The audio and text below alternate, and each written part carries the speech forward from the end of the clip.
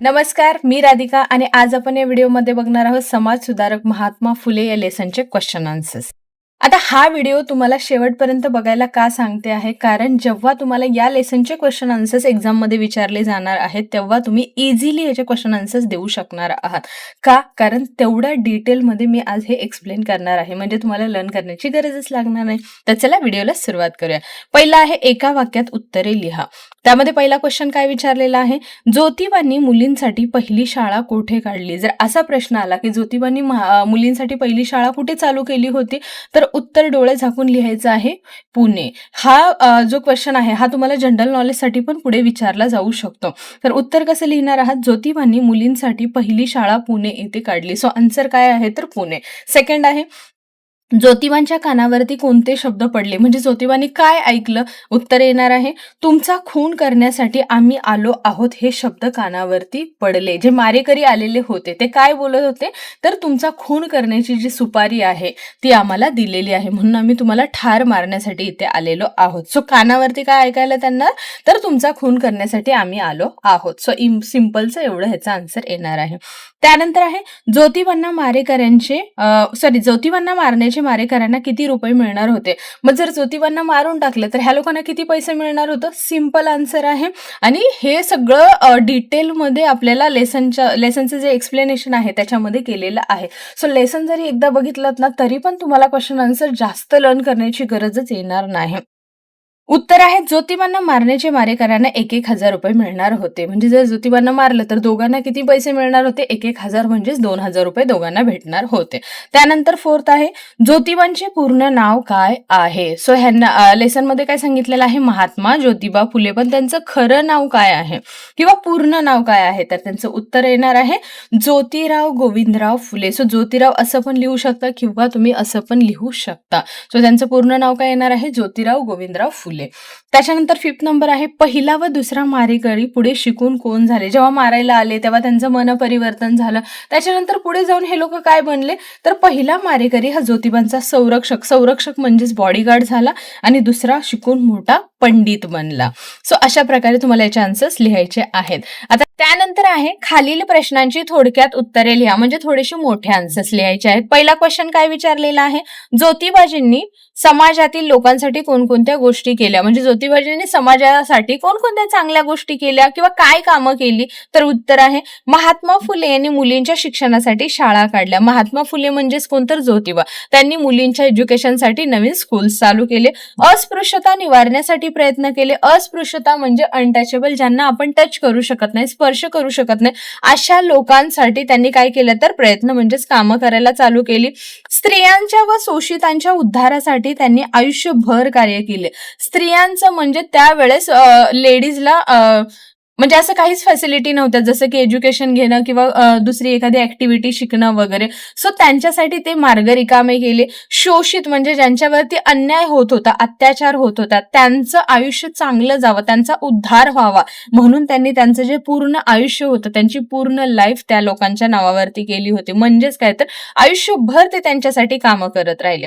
त्यांनी सत्यशोधक समाजाची स्थापना केली आणि त्याच्यासोबत त्यांनी कशाची स्थापना केली, सत्यशोधक नावाच्या समाजाची त्यांनी स्थापना केली. सो अशा प्रकारे तुम्हाला ह्याचं उत्तर लिहायचं आहे. सेकंड नंबरचा क्वेश्चन आहे, मारेकऱ्यांना पाहून ज्योतिबा काय म्हणाले? म्हणजे जेव्हा ते मारायला लोक आले होते त्यांना बघून ज्योतिबा काय म्हटले? तर उत्तर आहे, 2 धिप्पाड माणसे तलवारी घेऊन ज्योतिबांकडे आले. धिप्पाड म्हणजेच काय, त्यांना म्हणू शकतो आपण लार्ज बॉडी पर्सन, म्हणजे खूप असे उंच आणि खूप असे बॉडी बिल्डर जसे असतात ना, तशा टाईपची ती 2 लोक होते. ज्योतिबांनी विचारले, कोण आहात तुम्ही? मग त्यांना बघितल्यावर ज्योतिबा पहिल्यांदा विचारतात, बाबा कोण आहे तुम्ही? कशासाठी तुम्ही मला ठार मारणार आहात?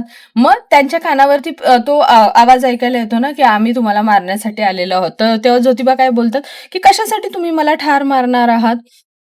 मला ठार मारून तुम्हाला काय मिळणार आहे? मग ते विचारतात, की बाबा ठीक आहे, तुम्ही मला मारणार आहे, पण मला मारल्यानंतर तुम्हाला काय भेटणार आहे? सो असे क्वेश्चन कोण विचारतात? तर ज्योतिबा मारेकऱ्यांना विचारतात. थर्ड आहे, मारेकऱ्यांच्या हातातल्या तलवारी गळून का पडल्या? मारेकऱ्यांच्या हातामध्ये ज्या तलवारी होत्या, ज्या तलवारीने ते त्यांना मारायला आले होते, त्या हातातून गळून खाली का पडल्या?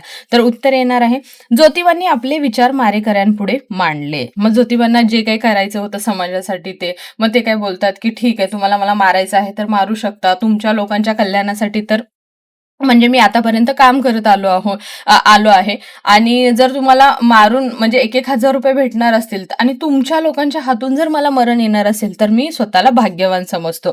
हे ऐकल्यावरती काय होतं व त्यांनी आपली मान मारेकऱ्यांपुढे वाकवली आणि मग ते काय बोलतात, हे असं बोलतात आणि स्वतःची मान त्यांच्या समोर अशी झुकवतात, बोलतात तुम्ही बिंदास मला मारू शकता. मारेकरी गोंधळले. मग ते काय होतात, मारेकरी जे असतात ते कन्फ्यूज होऊन जातात, त्यांचे मन सरकले आणि मग त्यांना म्हणजे खूप पश्चाताप होतो की आपण किती वाईट विचार करत होतो. आणि ज्योतिबांचे धैर्य पाहून त्यांच्या हातातल्या तलवारी गळून पडल्या आणि त्यांचं जे पेशन्स होतं ज्योतिबांचं, हे बघून त्या दोघांच्या हातातल्या तलवारी खाली गळून पडल्या. सो अशा प्रकारे तुम्हाला याचा आन्सर लिहायचा आहे. त्याच्यानंतर येणार आहे रिकाम्या जागा भरा. सगळ्यांचे अज्ञान दूर व्हावे म्हणून प्रयत्न केले. आता अज्ञान म्हणजेच काय, तर सगळ्यांनी शिकून पुढे जावे म्हणून ते काय करत होते, तर प्रयत्न करत होते. सो अज्ञानला काय म्हणतात, तर इग्नोरन्स. सेकंड आहे, पाहतात तो 2 भली डॅश डॅश माणसे हातात तलवारी घेऊन त्यांच्या समोर उभी. तर इथे काय येणार आहे, धिप्पाड. धिप्पाड म्हणजेच काय, तर लार्ज बॉडी पर्सन किंवा बॉडीगार्ड असं म्हणू शकतो. अशा टाईपची 2 माणसं उभी होती. ज्योतिबा हे खरोखरच महात्मा होते, म्हणजे ते काय होते, खरंच महान होते. ते दोघे मारेकरी ज्योतिबांचे भक्त बनले आणि पुढे जाऊन जे मारायला आलेले होते ते काय बनले, तर ज्योतिबांचे भक्त बनून गेले. आता नंतर येणार आहे, कोण कोणास म्हणाले. पहिला क्वेश्चन आहे, तुमचा खून करण्यासाठी आम्ही आलो आहोत. असं कोण म्हटलं की आम्हाला तुम्हाला मारून टाकायचं आहे, खून करायचं आहे, तर दोन्ही मारेकरी ज्योतिबांना म्हणाले. सिंपल आहे. सेकंड आहे, मग कशासाठी तुम्ही मला ठार मारणार आहात. मग हे कोण विचारतं, ज्योतिबा दोन्ही मारेकऱ्यांना विचारतात की ठीक आहे तुम्ही मला मारायला आलेले आहात, पण तुम्ही का मला मारणार आहात. सो आन्सर हे लिहायचं आहे. थर्ड आहे, आम्हाला 1,000 रुपये मिळणार आहेत. मग ज्योतिबा विचारतात की मला मारल्यानंतर तुम्हाला काय भेटणार आहे. मग ते मारेकरी काय बोलतात की आम्हाला 1,000 रुपये भेटणार आहेत. सो उत्तर काय येणार आहे, दोन्ही मारेकरी ज्योतिबांना म्हणाले. त्यानंतर फोर्थ आहे, तात्यासाहेब आमचा गुन्हा पोटात घालावा. मग ते 2 मारेकरी असतात ते काय म्हणतात, कोणाला, महात्मा ज्योतिबा फुलेंना, त्यांना तात्यासाहेब असं म्हणत होते. सो तात्यासाहेब आमचा गुन्हा म्हणजे आम्ही जी ही काय मिस्टेक केलेली आहे किंवा आम्ही हे जे काही कार्य करायला आलो होतो, हा आमचा काय आहे, तर गुन्हा म्हणजे क्राईम आहे, तो पोटात घाला म्हणजेच काय, तर आम्हाला माफ करा. सो हे कोण म्हणालं, दोन्ही मारेकरी ज्योतिबांना म्हणाले. त्यानंतर आहे समानार्थी शब्द. समानार्थी शब्द म्हणजेच काय, तर मिनिंग्स लिहायचे आहेत. सो धैर्य म्हणजेच काय, तर धाडस. त्याच्यानंतर आहे प्रवेशचं येणार आहे शिरणे किंवा शिरकाव आणि धिप्पाड म्हणजे धडधाकड. संरक्षक म्हणजे रक्षण करणारा किंवा बॉडीगार्ड म्हणू शकतो. त्यानंतर आहे विरुद्धार्थी शब्द. श्रीमंतचं येणार आहे गरीब, स्पृश्यचं येणार आहे अस्पृश्य. स्पृश्य म्हणजे ज्यांना टच करू शकतो त्यांना टचेबल म्हणतात आणि ज्यांना आपण शिवू शकत नाही, टच करू शकत नाही, त्यांना काय म्हणतात, अनटचेबल म्हणजे अस्पृश्य. अंधारचं येणार आहे उजेड आणि वाईटचं येणार आहे चांगले. त्याच्यानंतर लिंग बदला म्हणजे जेंडर चेंज करायला सांगितलेलं आहे. भक्तचं येणार आहे भक्तीन, उभीचं येणार आहे उभा, ती उभी आहे तो उभा आहे. ठीक आहे. मुलीचे येणार आहे मुलगे. त्याच्यानंतर स्त्रीचे येणार आहे पुरुष. नंतर आहे वचन बदला. आता आपल्याला काय करायचं, सिंग्युलर टू प्लुरल बनवायचं आहे. एक असेल तर चूक असणार आहे, खूप साऱ्या चुका असणार आहेत. माणसे खूप सारी असणार आहेत, माणूस एकच असणार आहे. तलवारी खूप साऱ्या असणार आहेत, तलवार एकच असणार आहे. फायदा आणि फायदे, त्यात तुझा फायदा आहे, त्यात तुझे फायदे आहे. सो सिंग्युलर मध्ये काय येणार आहे, फायदा, आणि प्लुरल मध्ये होणार आहे फायदे. सो अशा प्रकारे तुम्हाला याचे क्वेश्चन आन्सर्स करायचे आहेत. आय होप तुम्हाला हा व्हिडिओ समजला असेल आणि जर तुम्हाला माझे व्हिडिओ समजत असतील, आवडत असतील तर चॅनेलला नक्की लाईक, शेअर आणि सबस्क्राईब करा. भेटूया पुढच्या व्हिडिओमध्ये पुढच्या लेसन सोबत. तोपर्यंत बाय बाय.